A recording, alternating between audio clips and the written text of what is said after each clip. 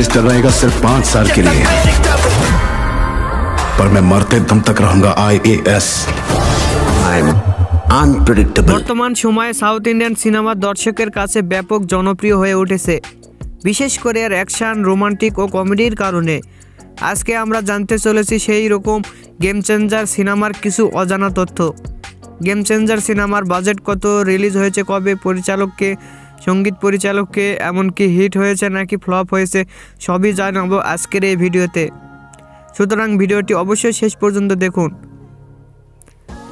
প্রথমে আসি পরিচালকের কাছে। এটি পরিচালনা করেছেন এস শঙ্কর এবং মিউজিকে আছেন থামানেস।